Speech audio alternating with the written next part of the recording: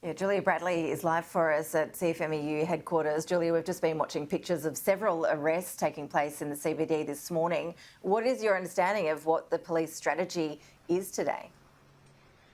Well, Ash, it does seem today police are really trying to tackle these protesters head on. We've seen quite a lot of arrests since the protest began at 10 o'clock this morning.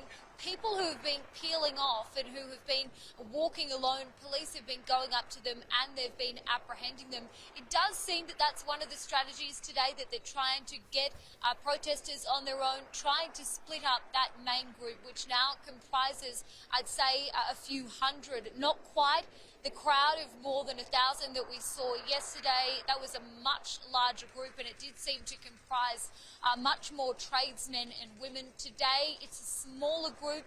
It does seem like there are a lot less people who are in their high-vis, and that could be a suggestion that they are coming here for trouble. The CFMEU headquarters has certainly been the focal point of all of the violence over the past 3 days, which all erupted after Victoria's government's decision to mandate the COVID vaccination. You can see behind me there's still a line of police. They're here. They're anticipating a clash with protesters. A lot of them, though, in the last few minutes have walked further up Elizabeth Street, further north.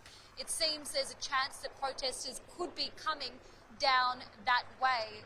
It's very loud here, as you can probably hear, Ash. There's police helicopters still circulating at the moment. We also know that the police are certainly trying to keep a visual on where the protesters are tracking. A lot of those protesters have all had their phones out. They've all been live streaming their movements in an effort to try and get their message across. So certainly that's another type of intel that the police could certainly be tapping into. You can also see just down that street there that there's also a row of ambulances that have set up potentially in case some people get injured, in case some people are pepper sprayed. We've already seen police this morning using rubber bullets against some of these protesters. They've really been walking through the streets of Melbourne. They walk very quickly. They've been down Flinders Street, Swanston Street already, but it does seem like there's a chance they'll come back here to the CFMEU headquarters.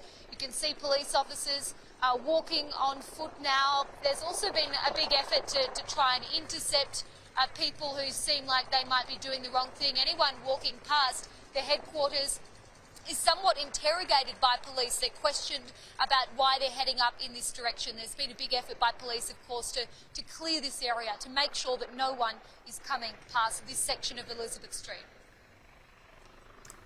Julia, thank you.